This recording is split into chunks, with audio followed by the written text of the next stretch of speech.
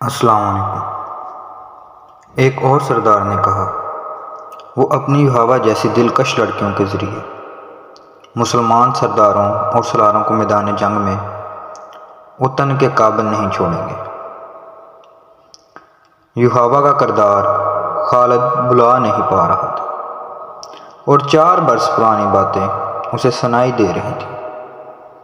وہ مدینہ کی طرف چلا جا رہا تھا اور احد کی پہاڑی اوپر اٹھتی چلی آ رہی تھی۔ پھر یہ پہاڑی اس کی نظروں سے اوجھل ہونے لگی۔ اس کا گھوڑا گھاٹی اتر رہا تھا۔ یہ کوئی 1 میل لمبا اور 1.5-2 فلانگ چوڑا نشیب تھا۔ اس میں کہیں کہیں مخروطی ٹیلے کھڑے تھے۔ یہ ریتیلی مٹی کے تھے۔ خالد کو دوڑتے قدموں کی آہٹ سنائی دی۔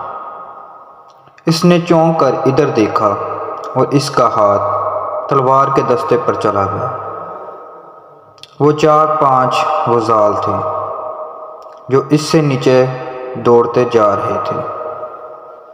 کچھ دور جا کر ایک غزال نے دوسرے غزال کے پہلو میں ٹکر ماری۔ پھر دونوں غزال آمنے سامنے آ گئے اور ان کے سر ٹکرانے لگے۔ دوسرے غزال انہیں دیکھنے رک گئے۔ اتنے خوبصورت جانور آپس میں لڑتے اچھے نہیں لگتے۔ خالد انہیں دیکھتا رہا۔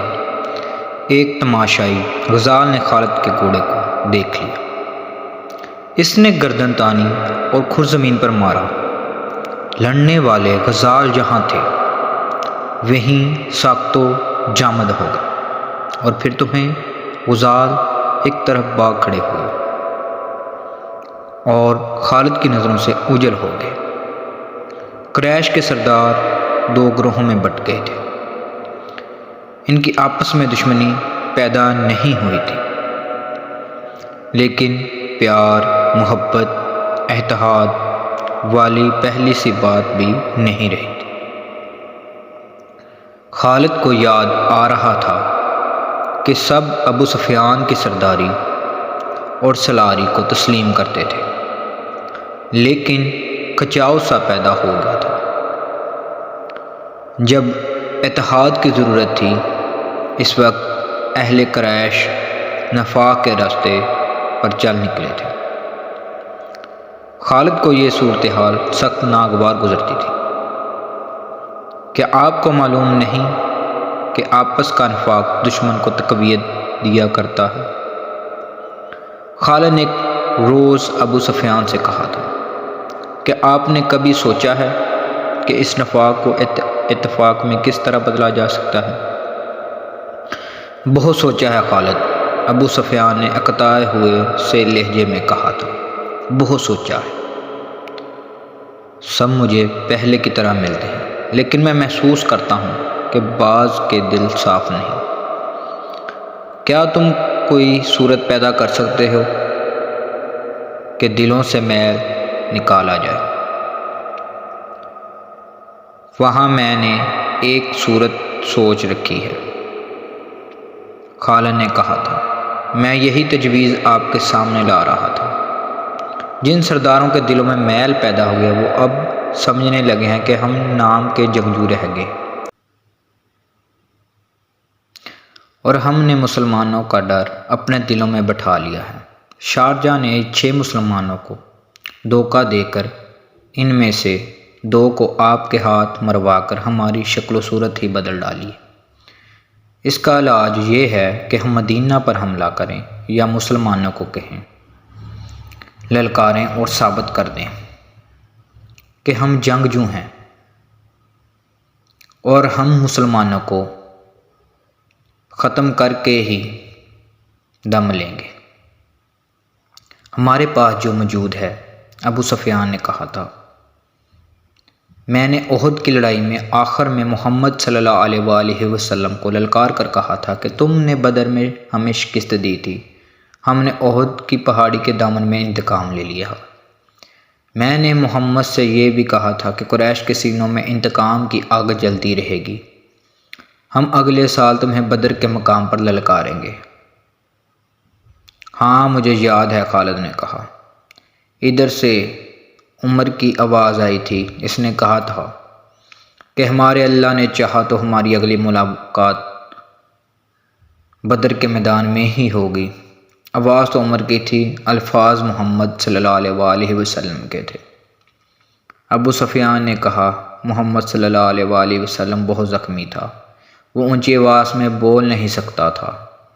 میں محمد صلی اللہ علیہ وآلہ وسلم کو پیغام بھیجتا ہوں کہ فلاں دن بدر کے میدان میں آ جاؤ اور اپنے انجام کو پہنچو۔ دونوں نے ایک دن مقرر کر لیا اور فیصلہ کیا کہ کسی یہودی کو مدینہ بھیجا جائے۔ دوسرے ہی دن ابو سفیان نے قریش کے تمام سرداروں کو اپنے ہاں بلایا اور بڑے جوش و خروش کے ساتھ اعلان کیا کہ وہ مسلمانوں کو بدر کے میدان میں للکار رہا ہے۔ قریش یہ خبر سننے کے منتظر تھے۔ انہیں اپنے عزیزوں کے خون کا انتقام لینا تھا۔ ان کے دلوں میں رسول اللہ صلی اللہ علیہ وآلہ وسلم کی نفرت بارود کی طرح بری ہوئی تھی۔ جو ایک چنگاری کی منتظر تھی، وہ کہتے تھے کہ محمد صلی اللہ علیہ وآلہ وسلم نے باپ بیٹے کو اور بھائی بھائی کو ایک دوسرے کا دشمن بنا دیا ہے۔ ابو سفیان کے اس اعلان نے سب کے دل صاف کر دیے اور وہ جنگی تیاریوں کی باتیں کرنے لگے۔ ایک دانشمند یہودی کا پیغام دیا گیا کہ وہ مدینہ جا کر نبی کریم صلی اللہ علیہ وآلہ وسلم کو دیکھ کر جواب لے آئیں۔ خالد کو یاد آ رہا تھا کہ وہ اس روز کس قدر مطمئن اور مسرور تھا۔ قریش کے سرداروں کے دلوں میں جو تقدر پیدا ہو گیا تھا وہ صاف ہو گیا تھا۔ خالد بڑا ہانکنے والا آدمی نہیں تھا، لیکن اس نے تہیہ کر لیا تھا کہ رسول خدا صلی اللہ علیہ وسلم کو اپنے ہاتھوں سے نعوذ باللہ قتل کرے گا۔ یہودی ایلچی جواب لے کر آ گیا۔ رسول اللہ صلی اللہ علیہ وآلہ وسلم نے ابو سفیان کے للکار کو قبول کر لیا تھا۔ لڑائی کا جو دن مقرر ہوا وہ مارچ کا ایک دن تھا، لیکن ہوا یوں کہ سردیوں کے موسم میں جتنی بارش ہوا کرتی تھی اس سے بہت کم ہوئی۔ اس کا نتیجہ یہ ہوا کہ یہ موسم تقریباً خشک گزر گیا اور مارچ کے مہینے میں گرمی اتنی زیادہ ہو گئی جتنی اس کے 2-3 ماہ بعد ہوا کرتی تھی۔ ابو سفیان نے اس موسم کو لڑائی کے لیے موزوں نہ سمجھا۔ اس یاد نے خالد کو شرمسار سا کر دیا۔ وجہ یہ ہوئی تھی کہ ابو سفیان موسم کی گرمی کا بہانہ بنا رہا تھا۔ مشہور مورخ ابن سعد لکھتا ہے کہ ابو سفیان نے قریش کے سرداروں کو بلا کر کہا کہ وہ کوس سے پہلے مسلمانوں کو خوف زدہ کرنا چاہتا ہے۔ اس نے یہودیوں کو خدمات حاصل کیں اور انہیں خاصی اجرت دے کر تاجروں کے بیس میں مدینہ بھیج دیا۔ انہیں ابو سفیان نے یہ کام سونپا تھا کہ وہ مدینہ میں یہ افواہ پھیلائیں کہ قریش اتنی زیادہ تعداد میں بدر کے میدان میں آ رہے ہیں جو مسلمانوں نے پہلے کبھی نہیں دیکھی۔ اس مورخ کے مطابق مدینہ میں اس افواہ کو سچ مانا گیا اور مسلمانوں کے چہروں پر اس کے اثرات بھی دیکھے گئے۔ جب رسول کریم صلی اللہ علیہ وسلم تک یہ افواہ پہنچی اور یہ اطلاع بھی کہ بعض مسلمانوں پر خوف و ہراس کے اثرات دیکھے گئے ہیں، تو رسول کریم نے باہر آ کر لوگوں کو جمع کیا اور اعلان کیا کہ اللہ کے نام لیوا صرف یہ سن کر ڈر گئے ہیں کہ قریش کی تعداد زیادہ ہو گئی، کہ اللہ سے ڈرنے والے آج بتوں کے پجاریوں سے ڈر گئے ہیں۔ اگر تم قریش سے اس قدر ڈر گئے ہو تو ان کی للکار پر تم منہ موڑ گئے ہو، تو مجھے قسم ہے خدائے ذوالجلال کی جس نے مجھے رسالت کی ذمہ داری سونپی ہے، میں بدر کے میدان میں اکیلا جاؤں گا۔ رسول خدا صلی اللہ علیہ وآلہ وسلم کچھ اور بھی کہنا چاہتے تھے، لیکن رسالت مآب صلی اللہ علیہ وسلم کے شدائیوں نے نعروں سے آسمان کو ہلا ڈالا۔ یہ سراغ نہ مل سکا کہ افواہ کس نے اڑائی تھی، لیکن رسول خدا صلی اللہ علیہ وآلہ وسلم کی پکار پر قریش کی پھیلائی ہوئی افواہ کے اثرات زائل ہو گئے۔ اور مسلمان جنگی تیاریوں میں مصروف ہو گئے۔ دن تھوڑے سے رہ گئے تھے۔ کوچ کے وقت مسلمانوں کی تعداد 1500 تھی۔ ان میں صرف 50 گھوڑ سوار تھے جن یہودیوں کو افواہ پھیلانے کے لیے مدینہ بھیجا گیا تھا۔ انہوں نے واپس آ کر بتایا کہ افواہ نے پہلے پورا کام کیا تھا، لیکن ایک روز محمد صلی اللہ علیہ وسلم نے مسلمانوں کو اکٹھا کر کے چند ہی الفاظ کہے تو مسلمان بدر کو کوچ کے لیے تیار ہو گئے۔ ان کی تعداد مدینہ میں ہماری موجودگی تک 1500 تک پہنچ گئی تھی۔ ہمارا خیال ہے کہ تعداد اس سے کم یا زیادہ نہیں ہوگی۔ آج مدینہ کو جاتے ہوئے اس واقعہ کی یاد نے خالد کو اس لیے شرمسار کر دیا تھا کہ وہ اس وقت محسوس کرنے لگا تھا کہ ابو سفیان کسی نہ کسی وجہ سے مسلمانوں کے سامنے جانے سے ہچکچا رہا ہے۔ خالد کو جب مسلمانوں کی تعداد کا پتہ چلا تو وہ بڑکا بپڑا ہوا ابو سفیان کے پاس گیا۔ ابو سفیان، خالد نے اسے کہا، سردار کی اطاعت ہمارا فرض ہے۔ میں اہل قریش میں سردار کی حکم عدولی کی روایت قائم نہیں کرنا چاہتا، لیکن مجھے قریش کی عظمت کا بھی خیال ہے۔ آپ اپنے رویے کو تبدیل کرنے کی کوشش کریں۔ کہیں ایسا نہ ہو کہ قبیلہ قریش کی عظمت کا احساس مجھ میں اتنا زیادہ ہو جائے کہ میں آپ کے حکم اور رویے کی طرف توجہ ہی نہ دوں۔ کیا تم نے سنا نہیں تھا کہ میں نے یہودیوں کو مدینہ کیوں بھیجا تھا؟ ابو سفیان نے پوچھا۔ میں مسلمانوں کو ڈرانا چاہتا تھا۔ ابو سفیان، خالد نے اس کی بات پوری ہونے سے پہلے کہا، لڑنے والے ڈرا نہیں کرتے۔ کیا آپ نے مسلمانوں کو قلیل تعداد میں لڑتے ہوئے نہیں دیکھا؟ کہ آپ نے خبیب اور زید کو اہل قریش کی برچھیوں کے سامنے کھڑے ہو کر نعرے لگاتے نہیں سنا تھا؟ میں آپ سے صرف یہ کہنے آیا ہوں کہ اپنی سرداری کا احترام کریں اور بدر کوچ کی تیاری کریں۔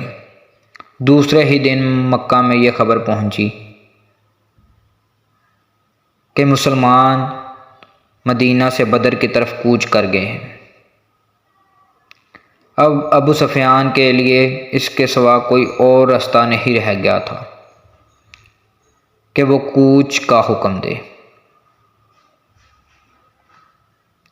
قریش کی جو تعداد بدر کو کوچ کے لیے تیار ہوئی وہ 2000 تھی اور 100 گھوڑ سوار اس کے علاوہ تھے۔ قیادت ابو سفیان کی تھی اور اس کے ماتحت خالد، اکرمہ، صفوان، نائب سالار تھے۔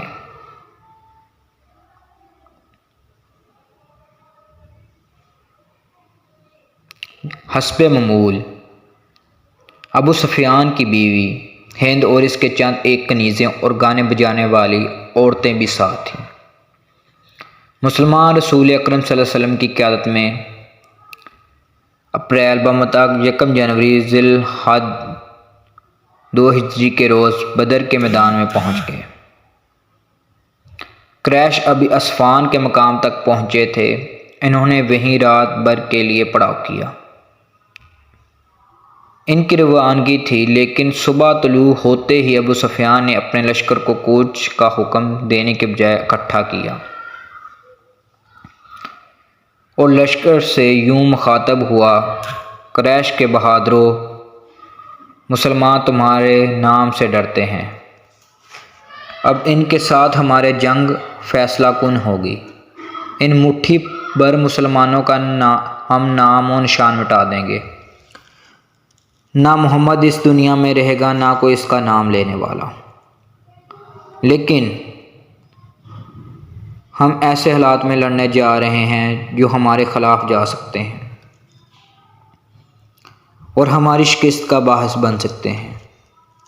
تم دیکھ رہے ہو کہ ہم اپنے ساتھ پورا اناج نہیں لا سکے مزید اناج ملنے کی امید بھی نہیں، کیونکہ خشک سالی نے قحط کی صورت پیدا کر دی ہے۔ پھر اس گرمی کو دیکھو، میں نہیں چاہتا کہ میں اپنے بہادروں کو بھوکا اور پیاسا مروا دوں۔ میں فیصلہ کن جنگ کے لیے موزوں حالات کا انتظار کروں گا۔ ہم آگے نہیں جائیں گے، مکہ کو کوچ کرو۔ خالد کو یاد آ رہا تھا کہ قریش کے لشکر نے 2 طرح کے نعرے بلند کیے۔ ایک ان کے نعرے تھے جو انہی حالات میں مسلمانوں کے خلاف لڑنے کا عزم کیے ہوئے تھے۔ دوسرے نعرے ابو سفیان کے فیصلے کی تائید میں تھے، لیکن حکم سب کو ماننا تھا۔ خالد، اکرمہ اور صفوان نے ابو سفیان کا یہ حکم ماننے سے انکار کر دیا، لیکن ابو سفیان پر ان کے احتجاج کا کچھ اثر نہ ہوا۔ ان تینوں نائب سالاروں نے یہ جائزہ بھی لیا کہ کتنے آدمی ان کے ساتھ رہتے ہیں۔ یہ جائزہ ان کے خلاف ثابت ہوا۔ لشکر کی اکثریت ابو سفیان کے حکم پر مکہ کی طرف کوچ کر گئی۔ خالد اور اس کے دوسرے ساتھیوں کو مجبوراً لشکر کے پیچھے پیچھے آنا پڑا۔ خالد کو وہ لمحہ یاد آ رہا تھا جب وہ اہل قریش کے لشکر کے پیچھے پیچھے اکرمہ اور صفوان کے ساتھ مکہ کو جا رہا تھا۔ اس کا سر جھکا ہوا تھا۔ یہ تینوں ایک دوسرے کی طرف دیکھ بھی نہیں رہے تھے، جیسے ایک دوسرے سے شرمسار ہوں۔ خالد کو بار بار یہ خیال آتا تھا کہ لڑائی میں اس کے ایک ٹانگ کٹ جاتی، بازو کٹ جاتے، اس کی دونوں آنکھیں ضائع ہو جاتی تو اسے یہ دکھ نہ ہوتا جو بغیر لڑے واپس جانے سے ہو رہا تھا۔ اس وقت وہ اس طرح محسوس کر رہا تھا جیسے اس کی ذات مٹ چکی ہو اور گھوڑے پر اس کی لاش مکہ کو واپس جا رہی۔ نبی کریم صلی اللہ علیہ وآلہ وسلم کا قتل اس کا عزم اور عہد تھا۔ وہ پورا کیے بغیر واپس آ رہا تھا۔ یہ عزم بچھو بن کر اسے ڈس رہا تھا۔ اسے بہت کچھ یاد آ رہا تھا، یادوں کا ایک ریلا تھا جو ختم نہیں ہو رہا تھا۔ اسے یہودیوں کے تینوں قبیلے بنو نصیر، بنو قریظہ اور بنو قنیقہ یاد آئے۔ انہوں نے جب دیکھا کہ قریش مسلمانوں کے خلاف لڑنے سے منہ موڑ گئے ہیں تو وہ سرگرم ہو گئے۔ یہودیوں نے مسلمانوں کے خلاف زمین دوز کارروائیاں شروع کیں، مکہ گئے اور قریش کو مسلمانوں کے خلاف بھڑکایا، مگر قریش کا سردار ابو سفیان ٹس سے مس نہ ہوا۔ خالد کو معلوم نہ ہو سکا کہ ابو سفیان کے دل میں کیا ہے اور وہ مسلمانوں سے لڑنے سے کیوں گھبراتا ہے۔ شکریہ، بقایا اگلی قسط میں۔